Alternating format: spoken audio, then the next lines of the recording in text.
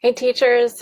So I've gotten a bunch of questions recently about just inquiring about how to edit a PDF. I've made a few videos before showing different ways that you can share a PDF with students and make it editable. And so you can, go back in my, list of videos there on my channels and find the ones that talk about that. But I think sometimes you might have access to a PDF document and you want to sort of edit it and make it your own and then, post it or share it with students or do something with it.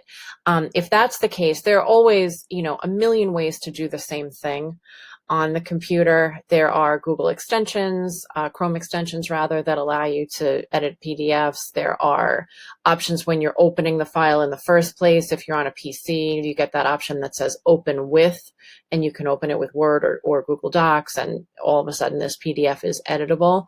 But I came across this website.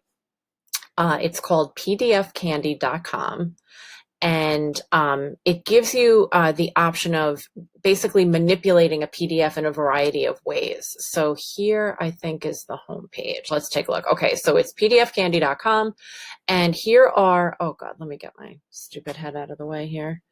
Okay, so now if you have a PDF saved on your computer, all you have to do is double click any one of these options. You would like to turn that PDF into a JPEG image. Maybe one of the sites you're working with requires the document to be a JPEG and you need to convert it. Maybe you found this PDF, but you need to make an edit to it. Another teacher created it and you want to take out her name and put your name and, make those kind of edits. Just take a look at what the options are and double click the icon that applies to you. So if I have a PDF and I'd like to make some edits to it, I'll double click this one. It brings you to a screen like this, which allows you to add, your saved file. So I'm going to go look for my PDF by clicking this green button right here. I think I have one we can work with. Okay, so here's one. Let's double click. Let it do its thing. And it created it, and it's giving me the option to download it to my computer. So I'll go ahead and do that. It shows up down in the corner. So I'll click that to open it. And once again, let it do its thing.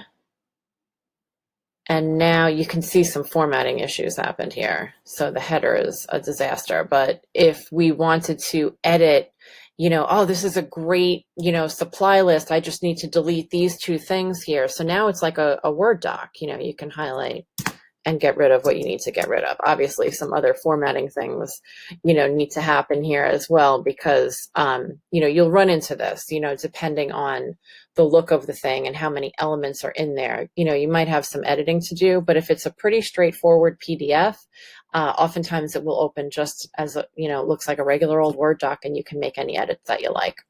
So I hope this was helpful as, to be another option, another way to manipulate an existing PDF and resave it, to use in another, Google Classroom or some other application.